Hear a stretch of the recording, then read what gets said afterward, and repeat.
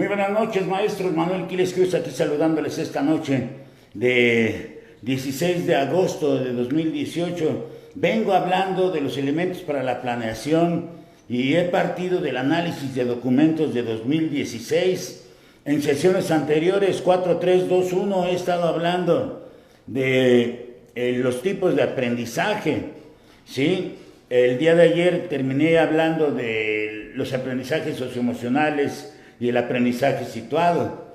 Pero los procesos de planeación y evaluación son aspectos centrales de la pedagogía, porque lo señalaban inclusive desde la Secretaría de Educación Pública, y esto es claro, cumplen una función.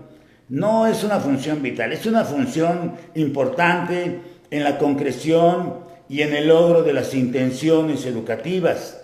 Por eso la planeación didáctica señalada como consciente y anticipada, lo que busca es optimizar toda la serie de recursos y poner en práctica diversas estrategias con el fin de conjugar una serie de factores. Ahí tendría yo que ver el tiempo, por ejemplo, el espacio, las características y necesidades particulares del grupo.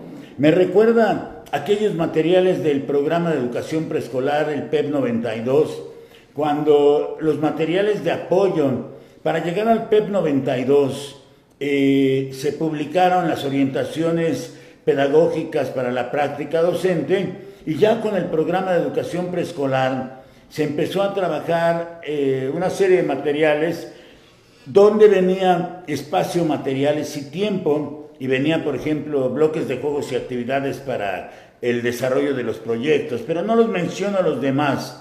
Pero desde bloques, espacio, materiales y tiempo, se hablaba de las necesidades particulares de lo que se requería en ese momento para ejercer el ejercicio de la planeación como algo que primero se piensa y después se escribe.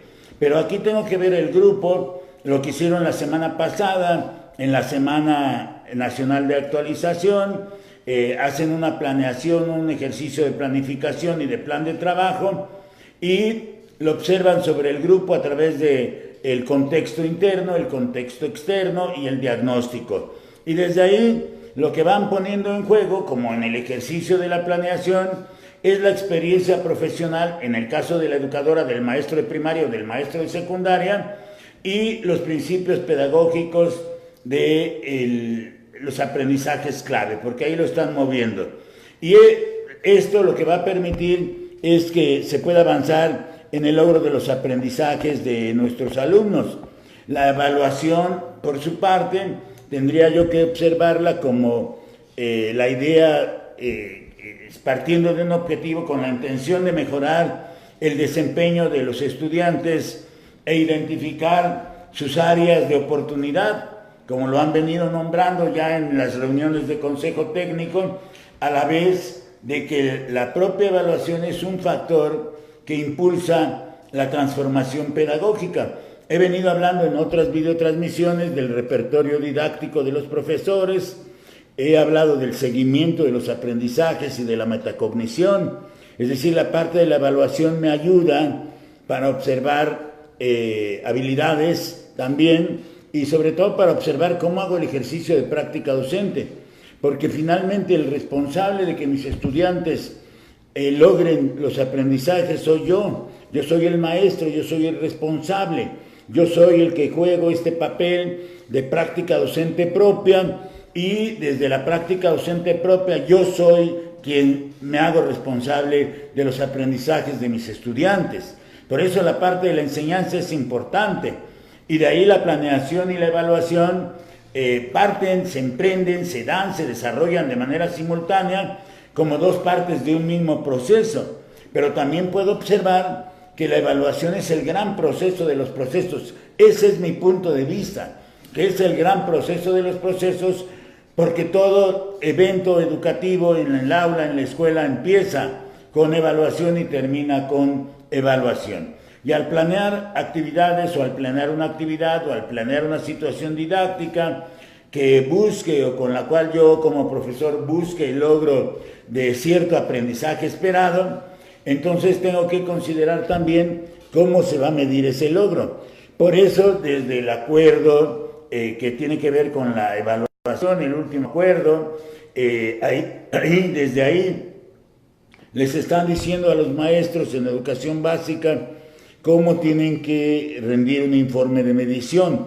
Bueno, no cómo, tienen que rendir un informe y el cómo seguramente lo tendré que diseñar ese informe, pero yo lo que digo que entre el ejercicio de evaluación, el desarrollo de la planeación, la planificación del plan de trabajo y el informe de medición, yo tengo que hacer un trabajo de evaluación y seguimiento. Eso es lo que yo creo, no porque lo digan aprendizajes clave.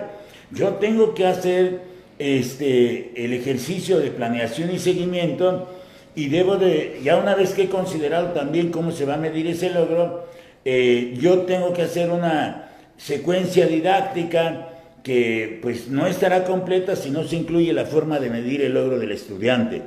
Y desde esos puntos de vista, pues vienen los retos que el profesor tiene que enfrentar en el control de ambos procesos, porque para lograrlo, lograr la planeación y lograr la evaluación, lo tengo que hacer de manera técnica. Y no quiero pensar que estos ejercicios que se hicieron en las 2 semanas, nos agrade o no nos agrade, se vean como una carga administrativa, porque si se empiezan a observar como una carga administrativa, pues realmente yo no podría considerar a la planeación y a la evaluación como aliados de mi práctica docente, o no lo podría considerar a la planeación y la evaluación como vehículos para lograr los fines educativos. De ahí entonces, yo tengo que ver el ejercicio de práctica docente y tengo que ver cómo logro llegar hasta el informe de medición, cómo mido y lo que yo voy a tener que hacer para trabajar con los padres de familia. Por eso, el proceso de planeación se convierte en una herramienta de la práctica docente y yo como maestro pues coloco mis metas, es más, coloco mis intenciones pedagógicas, mis intenciones educativas y trabajo con base en los aprendizajes esperados de los programas de estudio. Por eso hicieron dosificación del primer bimestre, del primer trimestre. Ahorita había muchas dudas, por eso también me confundo, pero me confundía en el sentido del bimestre, porque algunos van a trabajar con libros de bimestre, pero para un trimestre. Y estos yo tengo que diseñar a partir del trabajo para los aprendizajes esperados. Yo digo que trabajo para los aprendizajes esperados, no trabajo los aprendizajes esperados. Tengo que diseñar actividades y tengo que tomar decisiones acerca de cómo voy a evaluar el logro de dichos aprendizajes. Esta es una parte central y el proceso pues es el centro de la práctica docente. Por eso la doctora Patty Ganem dice que el corazón de todos los cambios está en la práctica docente. Y esa frase de la doctora Patricia Ganem a mí me causa mucho efecto, porque efectivamente el corazón de todos los cambios es la práctica docente, porque me permite a mí como profesor anticipar cómo voy a llevar a cabo el proceso de enseñanza. Si yo regreso al principio pedagógico 1, colocar al estudiante como centro del proceso de enseñanza, y de la parte del proceso educativo, es que empiezo a dudar cómo lo empiezan a mover, ¿sí? Es decir, tiene que ser aprendizaje y proceso educativo. Y decía yo ayer en otra videotransmisión, aprendizaje en la escuela, proceso educativo en la casa. Pero el maestro lo que tiene, y he venido comentando, es que tiene que generar una variedad y observar una variedad de formas de cómo aprenden mis alumnos, cómo están aprendiendo mis alumnos, de sus intereses y de sus motivaciones. Y eso también está en los aprendizajes, en los principios pedagógicos. Entonces, el profesor ya podría estar en condición de planear una serie de actividades más adecuadas a las necesidades de todos los alumnos de cada grupo que atienda. Si el maestro está en secundaria, por ejemplo, conoce las necesidades de todos los alumnos, de todos sus grupos, de los 6 grupos o del número de grupos que tenga, porque así ocurre en toda planeación. Entonces la puesta en práctica de este ejercicio en el aula puede diferir inclusive de lo que originalmente yo pensé. Van cambiando, tengo que hacer adecuaciones, puedo tener desviaciones, porque en el proceso de enseñanza hay una serie de contingencias que no siempre las puedo prever. Y en la dinámica del aula lo que sucede es que aspiro a que todos mis estudiantes participen y que cada uno de mis alumnos en el grupo que yo atienda,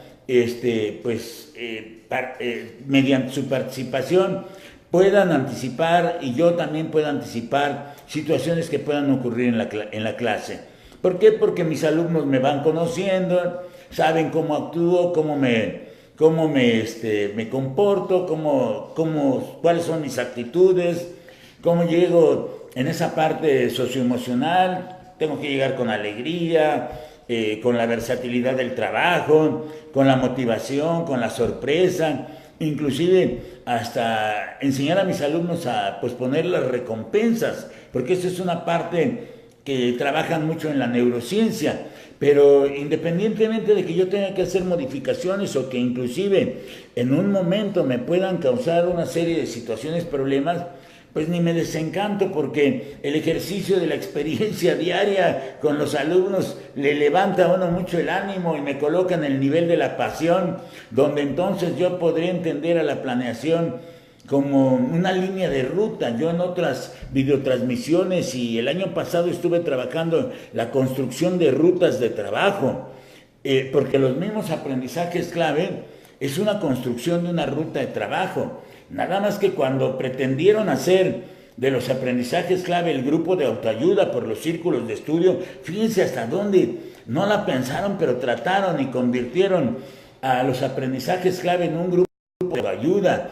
Es decir, tenían que construir rutas de trabajo para hacer consciente los avances que podían tener en esos mismos trabajos. Si yo lo hago desde el salón de clase, pues los avances que pueda yo tener en el aprendizaje que busco lograr, al cual busco llegar en cada sesión, y aunque la situación del aula tome un curso relativamente distinto a lo que yo he planeado, si yo sé con claridad cuáles son los objetivos, las metas, las intenciones pedagógicas de la sesión que voy a desarrollar, me va a ayudar a conducir, fíjense los términos que estoy usando, el proceso de aprendizaje de los estudiantes.